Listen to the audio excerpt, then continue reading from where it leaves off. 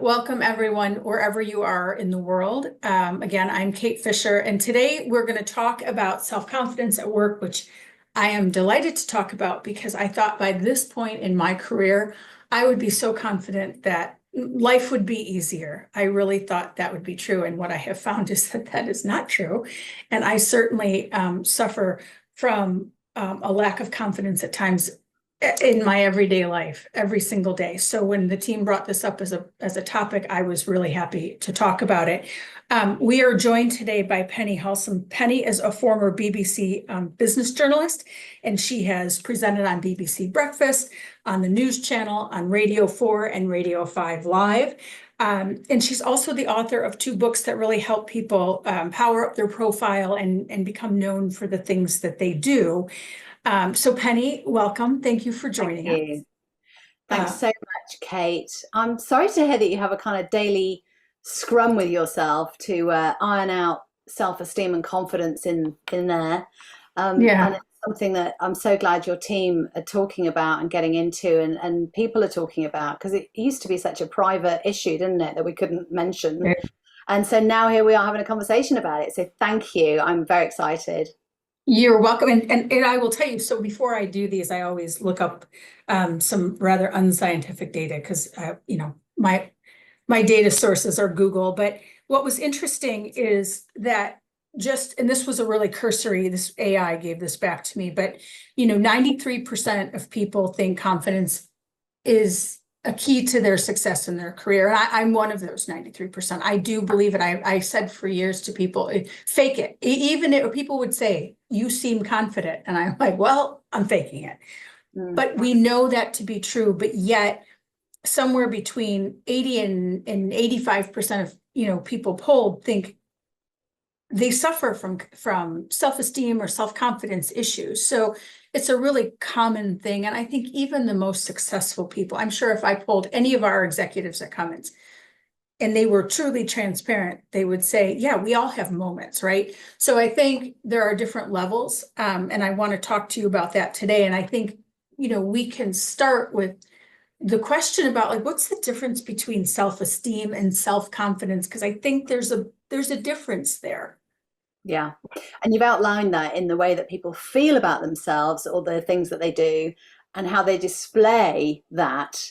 And that's the difference. So self-esteem, inner work, the inside belief about yourself, whether you feel good about yourself, whether you are negative about yourself, this is pretty deep down stuff shaped from experiences, life, growing up, all of that kind of stuff and your beliefs. Confidence is about your belief in your abilities, the work that you do, the approaches that you take. And now they're not separate though. They're really closely related, aren't they? Yeah. And so for me, the workplace confidence space is about understanding the inner workings of ourselves, growing in self-awareness and supporting each other in how we feel, plus being able to really embody that to display it authentically. So I've spent my life displaying confidence, as I'm sure many of us have in the workplace. Oh yeah, look at me, I know exactly what I'm doing. Oh, inside, no. Now, that focus on self-esteem probably hasn't been needed for millennia. This era in which we're in is the ideas age. We need people to be able to come to work feeling good about themselves, feeling positive, seeing themselves in a great way in order to share those ideas and communicate them and do great things in the world.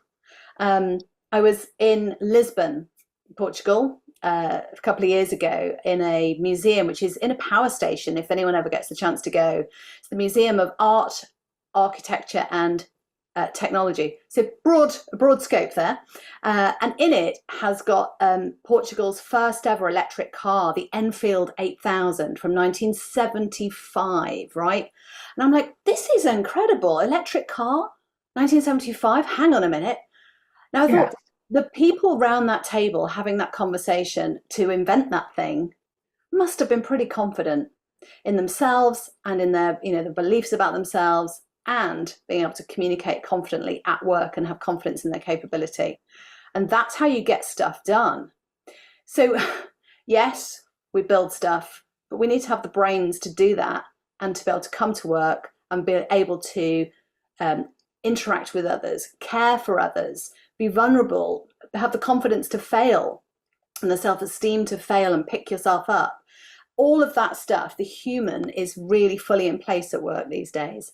And so that's why I encourage workplaces to really think about confidence as the superpower for business success. It really is. So that's the difference, but don't think they're they're separate, and don't think you can leave one at the door, self-esteem, because you can just display it at work, because they have an impact on each other for sure. Yeah, that's, and I think one of the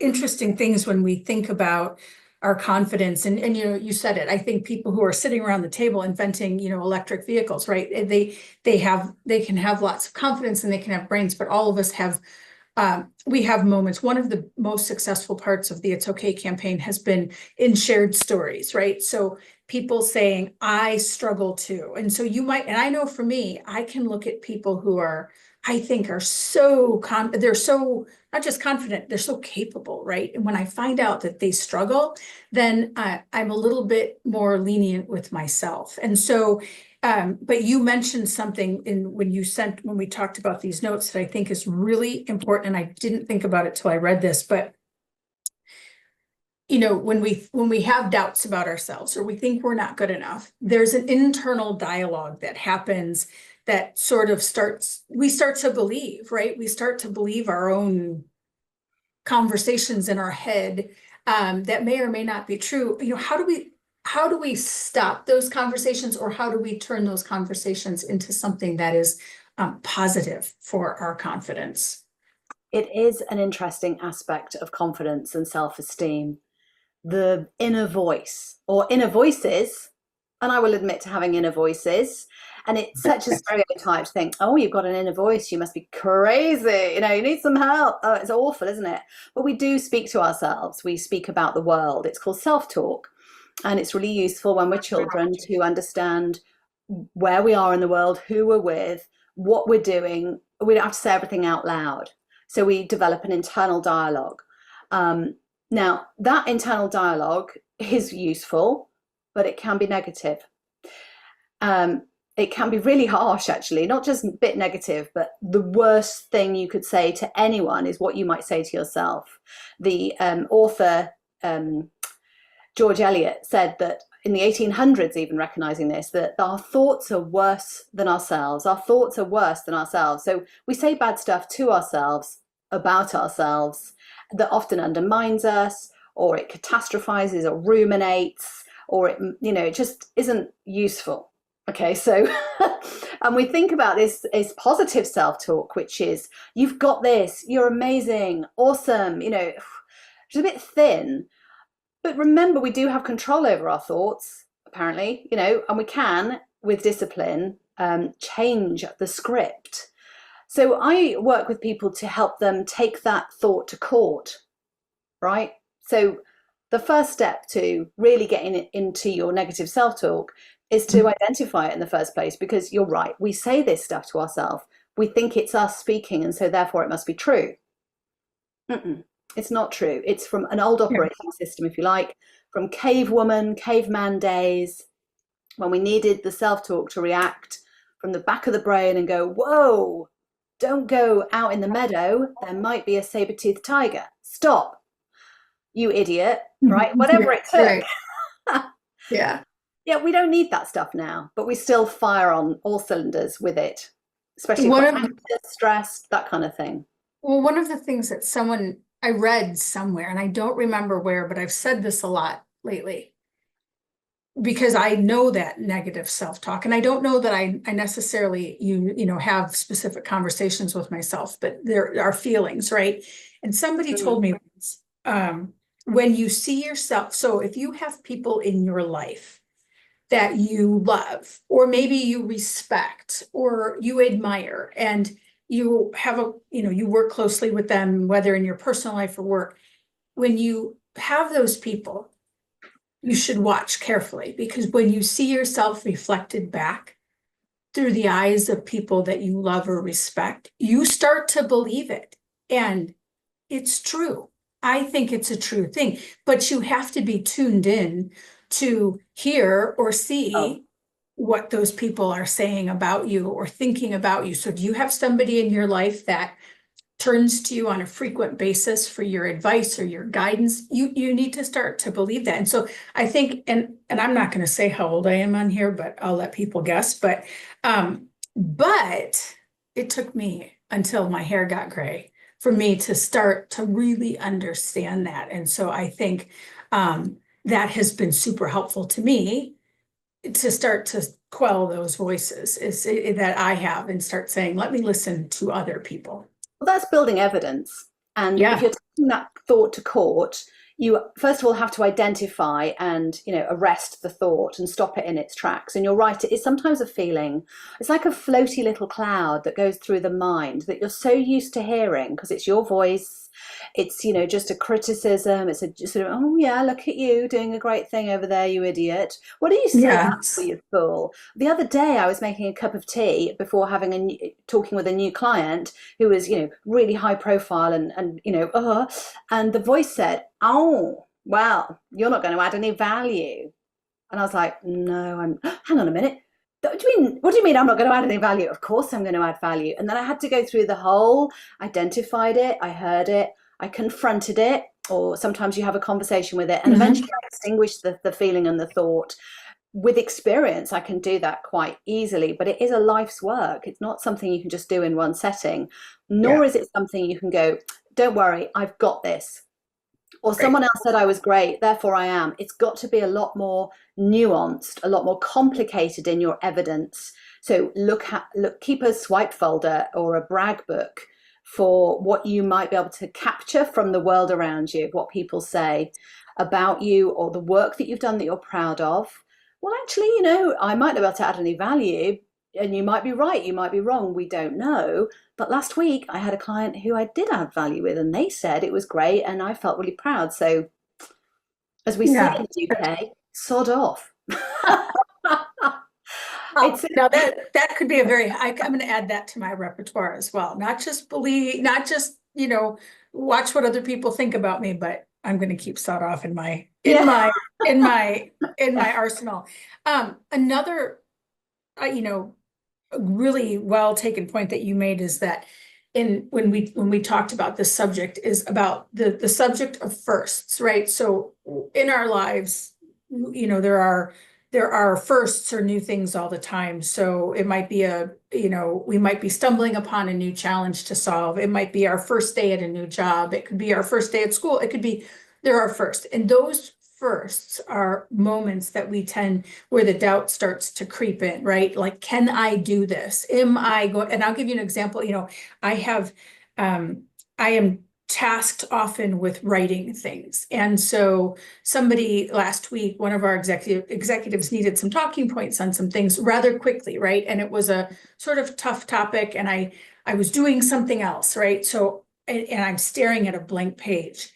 And I think I can't do this, but I know if I can get a few words down, I can do this, right? But it took me till I was. Why would you have that thought? Right, right. Not your friend always, is it? How do we take those moments and turn them into something positive? I've got one word for you, Kate. Yet. Yeah. So I'm going to share with you a slide. You'll like this photograph. Okay. It's like I've brought out the family album now. So here we go. That's not the slide. That's not the slide. Oh, but that is a good slide as well. I think you'll find that funny. That's like thinking about a time when you didn't have your negative self-talk. That's when I was a nurse and I knew exactly what I was doing. Thank you very much. This image is a classic. I'm saying I can't do this. So it's not the inner work of criticizing myself, although I had that accompanying this situation. It's me on the right-hand side of the image. I am holding up a newspaper. It's the business section, which is what I used to do with the BBC, the broadcasting company in the UK, British Broadcasting Corporation. And I'm holding up the newspaper. It's 6:17 in the morning, if you make a note of that time, very early. And I'm talking to the two main very famous presenters about the business news, and I'm doing all of that in 1 minute. I can. You can see that, can you? Yeah. Yes. Yeah. Yep. And I'm saying to myself, I can't do this. It was my dream job. I'd worked for 20 years to get to a position where I would be on live television in the morning, smiling and wearing makeup and being swishy and glamorous. And yet, about my skills and my abilities, all I could say is, I can't do this. Now, fast forward a few years, and I'm a mom manager of a football team. This is the local team, the Rovers, in my area. I say football, I mean soccer, don't I, for those of you in different countries who might see that. We were a 9-a-side squad, but we only had 8 players. So you can see our challenge there. I just want to say that this is the Christmas training session before we broke for Christmas. And one of those girls is my daughter. I'm sure you'll be able to identify which one. Give it a think. But anyway, yeah, she's the one at the back on next to me looking really embarrassed and hateful. So that's kind of fun. So one of those girls kept on saying to me, I can't do it. I can't do it. The coach would show them a bit of footwork, they'd dribble or they'd pass to each other. I don't know. I wasn't really into football, soccer, to be honest. So this girl kept on saying, I can't do it. And it must have prompted something in me, deep within me, that just got frustrated with that lack of vision for herself and lack of self-empowerment. And I said, the next time you run past me saying, I can't do this, I'd like you to say, yet, Y-E-T, add that word after that and give it a go. See what happens. And off she went. She circled the pitch. She came back, dribbling the ball, still a bit kind of, floppy. Miss, she called me Miss, I can't do this. I can't do it yet. Oh, I can't do it yet. Now, I like to think there was a glimmer in her eye that she might. So I can't do it yet. I might. I can't do it yet, but I'm going to try harder. I can't do it yet, but I'm going to ask the coach to show me again. I can't do it yet, but I'm going to pay attention to what the others are doing and see if I can copy it. You know, there are opportunities and options after the word yet. And I like to think, Kate, that after Christmas, we went on to score our first ever goal in the whole season. We didn't win the match, but we scored a goal. And I think it's because of that team player. Yeah, that's amazing. I think that's amazing. Yeah. I love the word yet. It's a game changer. Try it. Yeah, I love that. And I think there's a lot of truth to that. I don't know that I've used the word yet, but I do think that when I'm staring at that blank piece of paper, there is a part of me that knows I can't do this at this moment. I don't know what to do, but I now know I will because I've done it so many times before. Mm. I know I'm going to get through it, right? But going back to that inner dialogue, I have to have a conversation with myself, right? I have to have that conversation. I think that's important. You've also mentioned the importance of understanding your own values, right? So to build confidence, you have to know what's important to you. And I don't know that's another thing I'm not sure I ever thought about. And I had this conversation not long ago where we were talking about understanding what is important to us and when you know what you stand for or what your beliefs are, right? It's much easier to articulate those beliefs because you're clear about them. So how do people go about really like how is there an exercise for going about really think, because when you think about what do you believe in, I mean there's all kinds of things, right? How do you narrow down and start to think about what's important to you so that translates into strengthening your confidence? I'll get onto the how in a minute. The why is really important. Okay. I was somebody who didn't really have much positive reinforcement when I was a kid, right? So there's a lot of criticism, a lot of judgment. There wasn't much in the way of, go on, you've got this, amazing, wow. And you are such a good person. You are really ambitious, aren't you? There wasn't much what we call in parenting, and that's the word we now use Whereas in the 70s and 80s, it was just having a kid. That was the style. What's your parenting style? Oh, reproduction. Now it's more like parenting. And we'd call it mirroring. And it's a really good way of helping reinforce somebody what they stand for, what they believe in, and learning that early days. Now, I had a conversation many years later in a business networking setup, and one of the other attendees said to me, Penny, what are your values? And I thought, well, I haven't actually written any down yet for my company, and I haven't printed them on a mouse mat, and I don't have them on a mug, and I've not got them printed up on reception behind the reception desk or anything like that. So what does she mean, you know? And she said, no, your personal values. What do you believe in? What would you stand up for? And I reflected on that, and I thought about the actions and activities and events that I had been involved in, which I had a feeling for, where I didn't have confidence.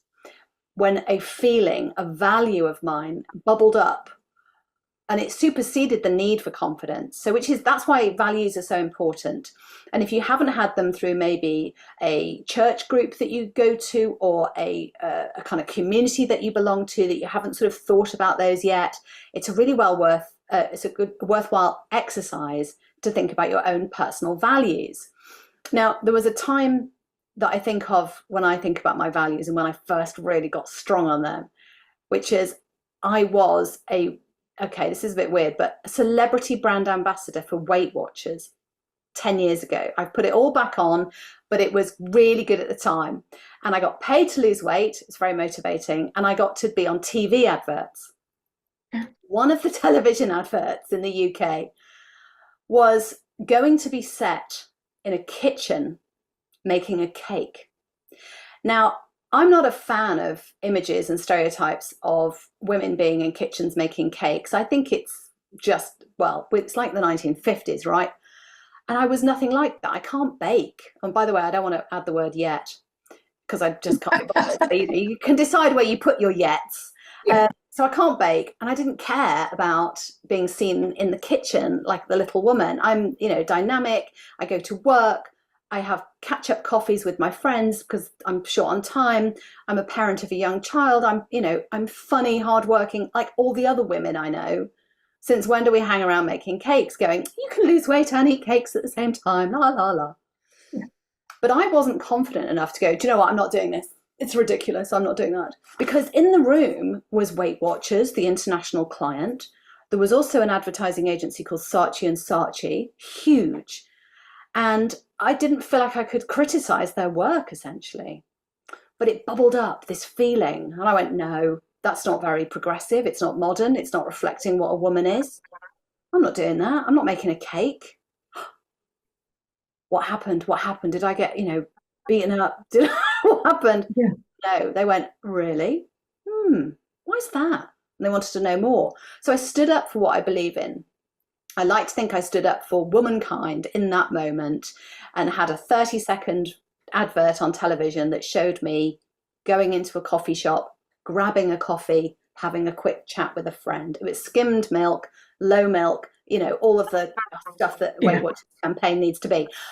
But it taught me that I can be bold and brave. I can be ambitious and caring and friendly and fun. All the things that are values that will help me, enable me to be a better person in the world. And I don't necessarily have to have the confidence to do it. So values, you asked me how.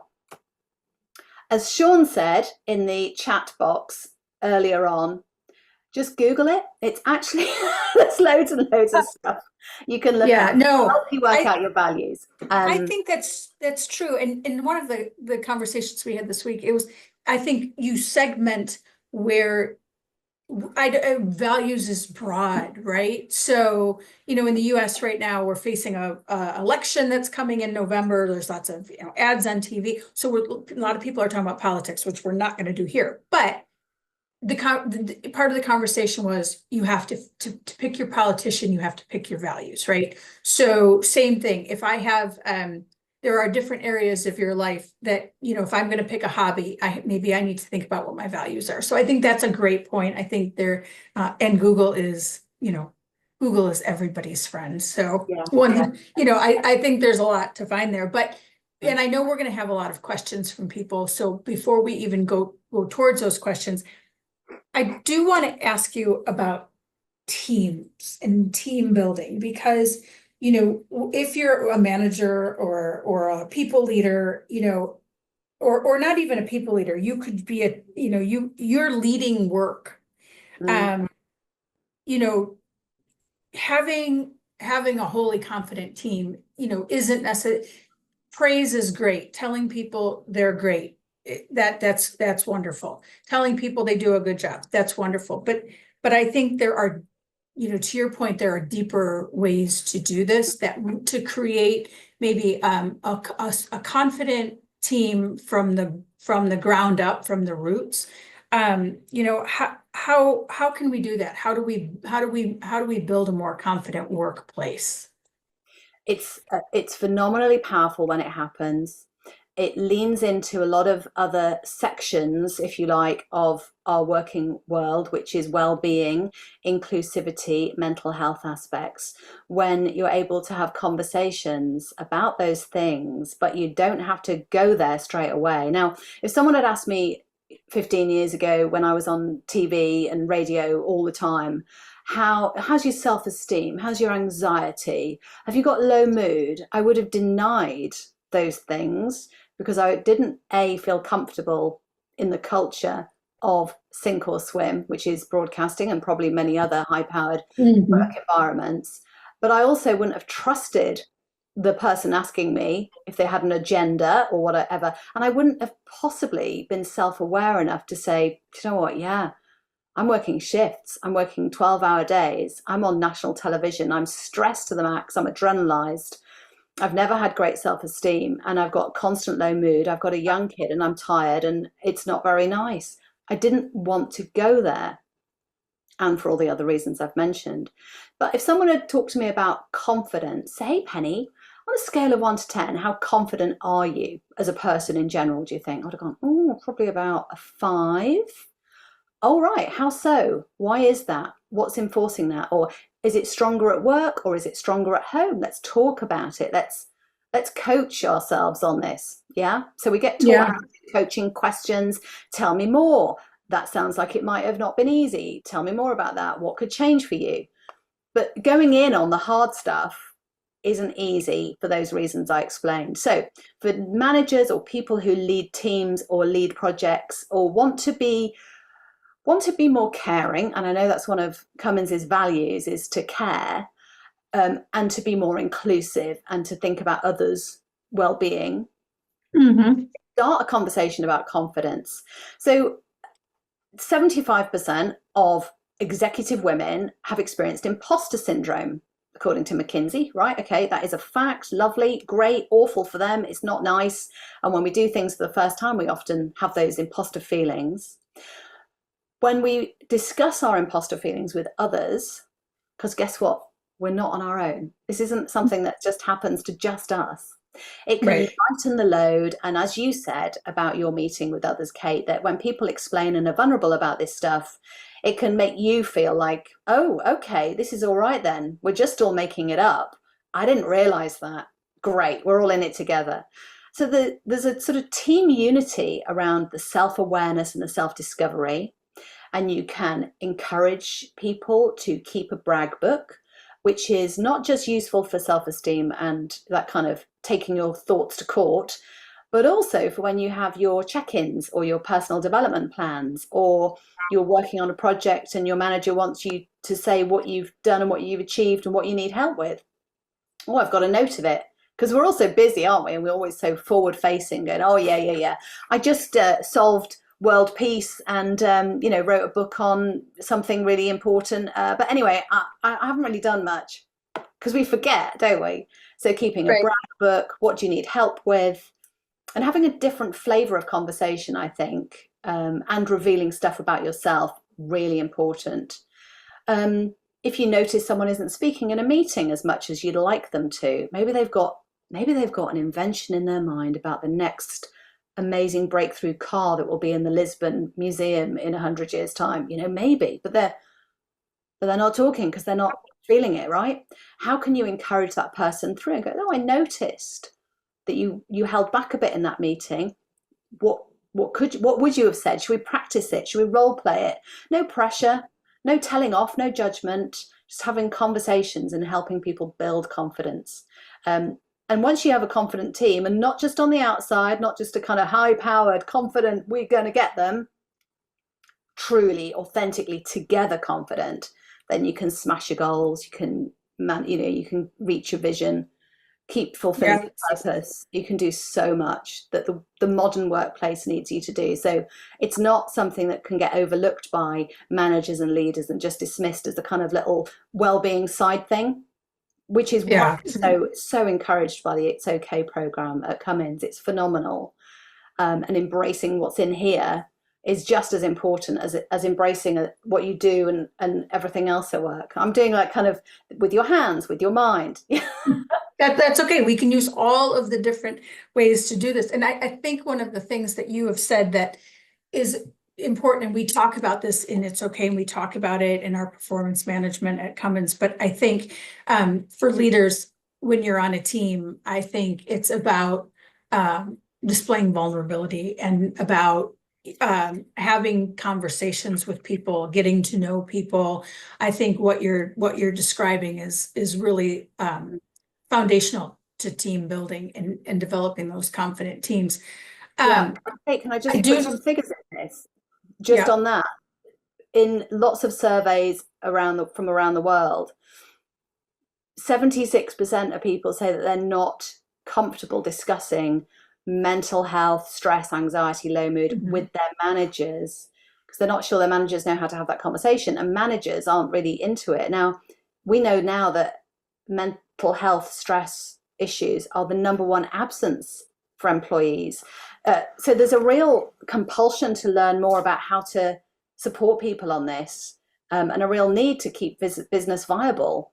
I think there's a real strong business argument for it. So I'm sure you have these conversations all the time about the It's Okay program. And we do. And we also know that as a people leader, you have more impact at times on your employees and their own spouses do, because you're spending so much time with them. I mean, when somebody told me that as I was doing this program, I was floored, because how is that possible that that I'm like, really, could I have that impact on somebody? I think when I think about confidence too, there are moments when I think, I have to let go of some of my own insecurities and be confident, because there are people that also depend on me, right? So how can I build their confidence? How can I establish this team if I don't finally let go of some of my own insecurities and recognize the things that I am doing well? So we've had lots of conversations in my team and our larger teams and just throughout the campaign about this. And there's nothing more.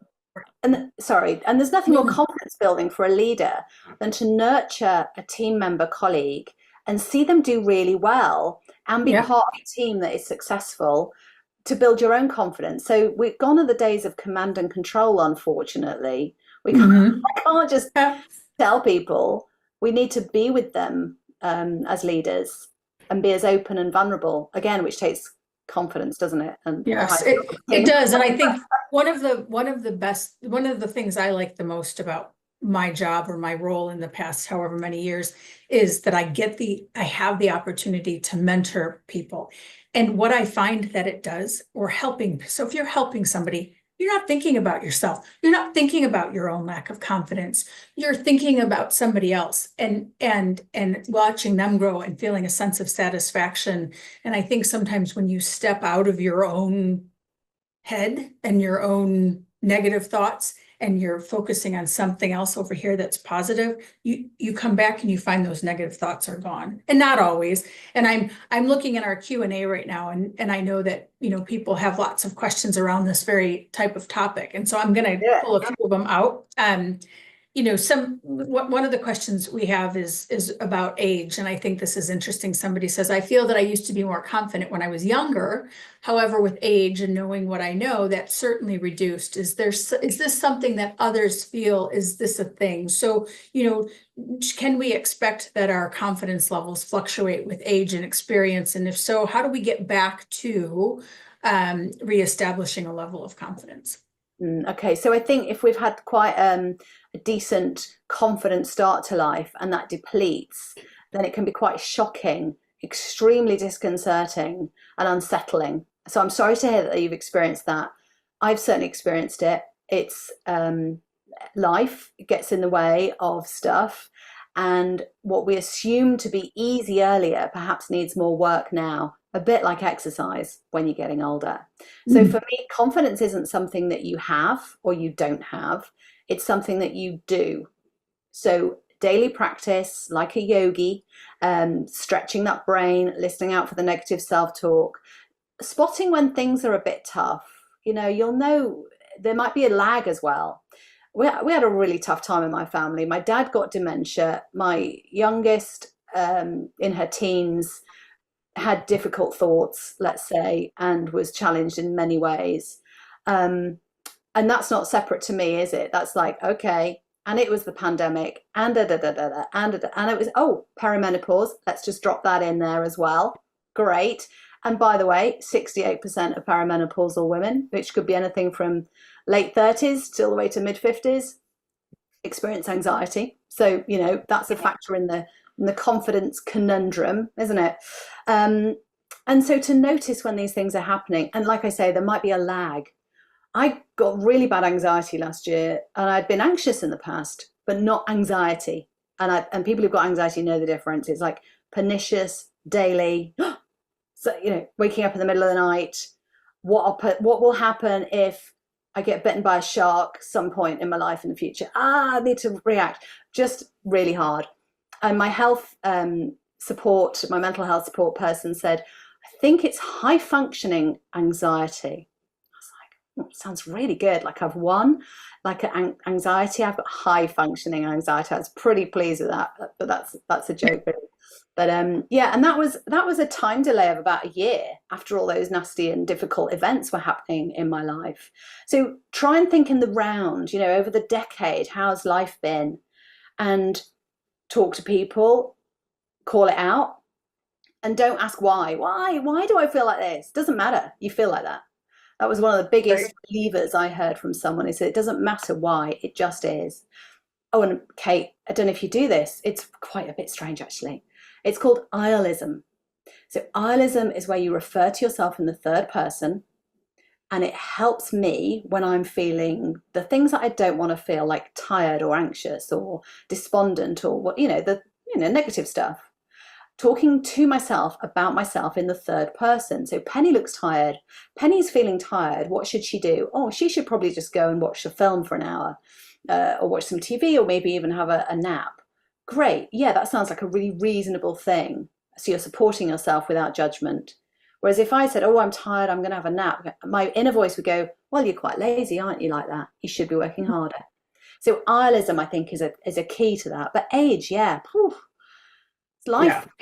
That we could have a whole nother podcast about age, because I can whoever wrote this question, I can tell you that I have the same struggles. I mean, age changes things. There's just goes back to what we talked about earlier.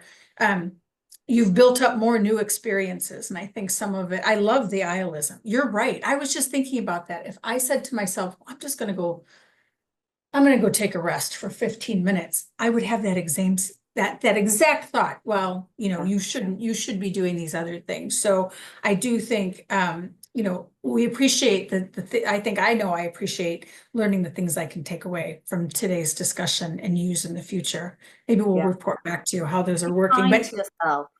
Yeah. I mean, kindness is probably the foundation to a lot of things that we talk about, and it's okay. And one thing I want to interject in this whole conversation, as people are asking questions and listening to answers, is reminding people. You said something about talking to your mental health provider. We have EAP services in every country that we're in. We have, there's the ability to, if you are having thoughts about confidence or self-esteem or anxiety or depression, and you haven't talked to somebody, it's a great place to start. So if you're not sure, you can go to the It's Okay website and you can find the EAP for your country and you can get started that way. So I just want to put that reminder out there.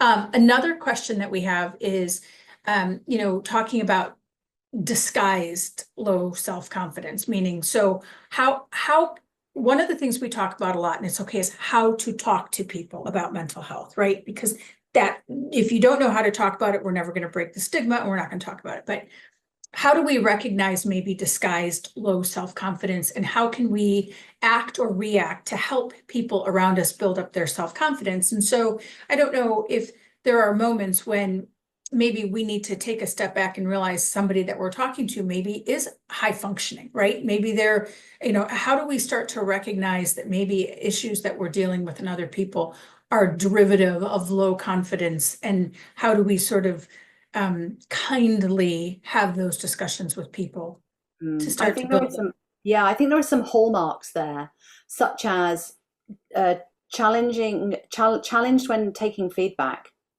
So seeing feedback as something that's threatening and to be argued with or frightened of. I used to hate asking for feedback. I used to hate getting feedback. I couldn't compute it as anything other than judgment or that I'd failed. And so that was something I didn't like, and it might be in my body language that you would have seen that, 15 years ago when I was an employee at the BBC. I didn't really like it. Now I see it as a gift. I can either open it and I can use it, or I can just put it in the bottom drawer and just forget about it. So I have a choice, but it's good awareness, and that's confidence, an issue. Mhm. I'd also say that people who are typical of going, I can't do this. Oh, I'm never going to be very good at that. The people who could do with the yet after that statement, the people who are difficult to lead are often the ones with the lower confidence or the lower self-esteem, who may be playing up, acting up in other ways. So, oh, I can't do that. Or they have disengaged from communication. In meetings, they're not talking as much as they could be. They're not bringing energy to work. And obviously there's lots of life stuff that could be influencing that. But, the backdrop could be a self-esteem or a confidence challenge. So helping them add the word yet. And yet, often leaders will tell me that they would love to spend more time with people, but if they just did the job themselves, it would expedite it. It'd be much quicker if I just got on with it rather than watching that person get it wrong or whatever. So patience as a leader is what's required in these circumstances. And, nurturing those people. It might just be the golden ticket, and some people will bite your hand off for it and go, oh, wow, I didn't know how good I was until you helped me understand that. And now I can do anything. So confidence is the key to everything, isn't it? You can believe you can do Yep. anything. Yeah, I mean, I think it goes back to showing people, and I said it earlier, that when you see yourself reflected back through the eyes of people that you respect, you start to believe in it. But that goes two ways, right? So Yeah. I'm a firm believer, if, I will I have no problem telling people when I am not happy, but I try really hard on the flip side to tell people when things are, to convey positive messages, because I think people need to hear it. So, if you're mentoring somebody or you're working beside someone and you think they're doing a good job, don't hold back. Like, don't tell people. The people need to hear it. So I think that's an important lesson. There was another question that I found really interesting, and I'm not going to get to all the questions. Like I said, I apologize in advance. We will take the questions and we will make sure that we do publish them with answers. Somebody said on here, I've tried to put myself out there more within my team at work. Is there, I'm trying, and how do I build up my confidence to do this? But here's the important part of the question. I feel like every time I ask a question, I follow it up using the word sorry. And we just talked about this yesterday, because you could fall over right now. You could be in the UK and knock over a glass of water, and I would say, oh gosh, I'm sorry. like somehow I have contributed 6,000 miles away to that class, but I do it, and I know so many people that do it, and particularly women, right? I will start off questions with, I know this is probably a stupid question, or I will ask a question and then say, you know, how do we do this? You know, I'm sorry for asking. And I found myself recently trying very hard not to apologize for things. How's Even that if gone? it's not how's gone well. I mean, even when Okay. I wanted to show up to this call 15 minutes early, I showed up like 4 minutes early, and the first thing I said was, I'm sorry. Well, you know, how do we get away from that? Because I think that this question is onto something. I think when we can start to eliminate that from our, not just from our vocabulary, but from our psyche, we start to build confidence. But how do we get into the habit of doing that? Got to watch yourself. You got to practice discipline, reminding yourself, really sort of, really try hard, you know, physically. Maybe write in the top of your notebook when you're entering a meeting, sorry, and then cross it out. You know, I'm not going to say it. Or do a 5-bar gate system every time you speak, and don't use the word sorry, and then reward yourself for not saying it. And the other thing you could do is observe others. How do good communicators that you rate in the way that in the style in which they communicate their ideas or questions, how do they communicate it? Did they say sorry? And if they do, maybe the question is, does it matter? Maybe it doesn't. And maybe that is a way of being a collaborator, a way of not being a dictator boss, you know, by asking, oh, I'm sorry to ask this, but could you tell me? So maybe there's some value in it. Yeah. And, you know, if women are using sorry much more, which we are, I'm sorry to have to say that, is there, maybe that's part of the collaboration skills that we bring and the inclusivity skills that we bring. However, there are circumstances where it's just not applicable. Like if you're presenting to a high profile investor or team who are senior to you, you don't want to be stumbling in going, I'm so sorry. It's klutzy. It's Melanie Griffith in Working Girl, all stumbly and silly, isn't it? So give yourself a talking to and stop it. Yeah, I do. It's not easy, but it's practice, Kate. It's practice. To answer that question, I think when you actually notice, this goes back to self-awareness. When you feel yourself wanting to say, I'm sorry, and you stop yourself, that right there is a little dopamine rush. I've done this. I just prevented myself from doing something I don't want to do. And I feel like even that is the smallest step towards better confidence. So I think that has a lot to do with it. So there are a couple questions in the Q&A about imposter syndrome, and you brought that up, and I think that's really important because I years ago I was driving and listening to audiobook, and that was the first time I ever heard the term imposter syndrome, and it was like I was struck by lightning, because I thought, this is what I've been dealing with, you know, my whole life. So no matter where I've worked, no matter how capable I am, you know, there was always this idea like somebody's going to find out I really don't belong here for various reasons in my life. And it persists today, but not as much. And so there's two questions. Somebody asked the question, is imposter syndrome, do you think is it by poor self-esteem or lack of self-confidence? Like where does that fall into? But then another question was asked that somebody said, the more I get good feedback, the more anxious I get, because now I'm worried I'm going to disappoint them. And that to me is a form of imposter syndrome, right? Because you've gotten good feedback, you're doing a good job, but you're still thinking, I'm not going to be able to fulfill this long term. So can you talk more about imposter syndrome? I was recently talking to one of my clients. He said, look, I don't really like the phrase imposter syndrome because it sounds like it'd be something you'd be stuck with forever. And it's not a forever thing. It's more like an imposter feeling or feelings of imposterism where you feel like a fraud. So let's think of them as being temporary. And if you are struggling with imposter syndrome, maybe you start a new role, okay? And it's like, okay, I'm in my first day of my new job. I've got my new pencil case and I'm excited. And then you're like, oh, I can't do this. I'm not what I'm doing. Oh, they're going to find me out. I had this when I first started producing national radio programs, honestly, I'd be like, oh, what's over my shoulder? Things went well. People would be like, oh, you're doing well. It's like, I can't fail them. I can't let them down. Yes, it's all part of the same piece. And call it what you will. It's an experience that's negative to your progress and your sense of well-being and sense of capability in the workplace. So journaling is a fantastic way to get on top of your own feelings and experiences. Thinking about mindset, what's my mindset right now? Am I positive about this? Can I do it? Work around that, talk around that, write around that. What's my skill set? Now, imposterism is very strongly driven by not thinking that you know what you're doing skills wise, or that you're going to get found out that you don't actually have the skills that you said you did, and that's what you're booked for. That's why you're being employed. So do you have the skills? Can you again take those thoughts to court? And if you don't have the skills, is it that you need more training? Is it that you need more development? When I was sitting on that breakfast television sofa, all smiles and confident in the morning, I could have done with some training. I didn't have any. They just said, have a go. And things out and support yourself in the skills as well. You can watch a TED talk, you can read a book, you can ask a colleague to show you. There are loads of things. You're not on your own with this.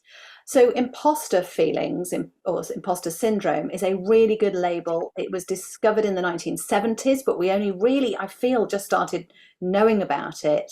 But when you hear the phrase, you think, oh yeah, I know exactly what that means. So getting out from under it is important. And I'd say if you're in a first time, you're learning a new technology, you're in a new role, you've got a new team member, you're on a new project, anything like that, you're going to have imposter feelings. It's fine. But if they last for longer than 6 months, say, or maybe longer than the project, then you need to start thinking more deeply about what's my mindset, what can I do, and go back to the beginning. So you do confidence. It's not something that you're just gifted with. Yeah. Yeah. Do you think, when you think about all of the talks that you give about confidence and about sort of building up, I know part of in the material that you have created is really about helping people become known for what they're good at, right? So I guess I have two questions. When you're talking to somebody about, I think that's true for all of us, right? So there's something there. All of us are good at something. There is no human that is good at nothing. That's just not true. And so when you think about helping someone really focus in on what they're good at, what are your biggest tips for that? How do you get your mindset to really focus on what am I good at and how do I carry that forward in my day-to-day life? One of the best sort of and simple approaches that I was shown once was, okay, so back in the day when we all used to have a Sunday newspaper, maybe some of us still do, big Sunday newspaper, it'd have lots of sections in it, lots of supplements, lots of things you'd discard, lots of things you'd skip over. If you were to create your own newspaper at work, for example, of all the things you do at work, or all the things you would like to do, all the things you're interested in, and open up that newspaper, which section would you go to first? Because often what we enjoy the most is often what we're best at. We're in full flow. We're in our positive space of really enjoying the work and therefore understanding it more. It's natural to us. And those things we say, oh, that's really easy. I don't know why they're finding that hard. Well, you find it really easy. Others might not find it so easy, which means you're great at this. So that's your area of expertise. What do you want to be known for as well? Is another thought. Okay, so I'm reading this section on, I don't know, donkey rescuing. But is that what I want to be known for? No, that's something I do at home at light, in the hobby space. And what do I want to be known for at work? And what really floats my boat is often where you'll find what you're good at and what you enjoy doing. And why not fill your life with much, much more of that if you can? Yeah, it kind of goes back to the values too. What's important to me. And I guess, when I think about, because we're almost at time and I want to leave people with some, you've talked about a lot of good things. I think the idea of journaling or, keeping a brag book or you know, or I'm not going to say this right, but the iisms, you know, talking about yourself in the third person are all really, you know, great tools. But how do we create?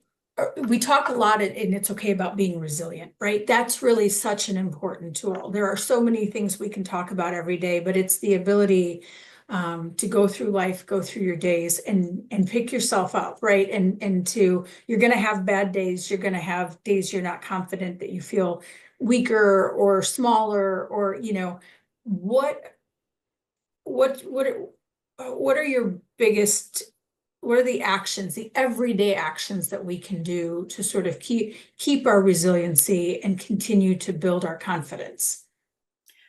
Well, all of what I've mentioned, like, and you've said, journaling, Yep. brag book, being a Yep. yet, you know, adding the word yet to Yet. your I can'ts. But essentially, a really good slow you down practice is ABC. Acknowledge there's a thing going on, either externally or internal, but acknowledge and be aware. And then breathe. Take a big old deep breath and pause for a minute, like I did when I was making my cup of tea at the kettle before I was about to go on with this big client. I heard the nasty, "Oh, you're not going to add any value" thing. And I went, okay. And then continue with something. Continue with a positive step. Continue with a note to yourself to think about this later. Continue with whatever it is that you need to continue with, support yourself. Go for a nap, phone a friend, watch a film. I don't know, continue, but don't get stuck in it. And that's the paralysis we feel often, isn't it? When we have this stuff going on around us that can take away and steal our confidence and our self-esteem. Acknowledging it, being aware of it. Taking a breath. And then cracking on, as we say also in the UK. Yes, that's awesome. That's a fabulous way to end the session. I think that's a great tip, and I took lots of notes while we were talking. So Penny, thank you so much. I think this to me is up there in my top topics, favorite topics that we've had. I'm going to take that to my brag book, Kate. Yes, add that to your brag book, because I think this is such a common topic, so that so many of us struggle with. So thank you for taking the time today to come and talk to us. And for those who joined, thank you. Don't forget, we have EAP services if you need them. This session is recorded and will be published along with the Q&A. So thank you to everyone who took time out of their day today to come and join us on this. And thank you. Great session. Thank you.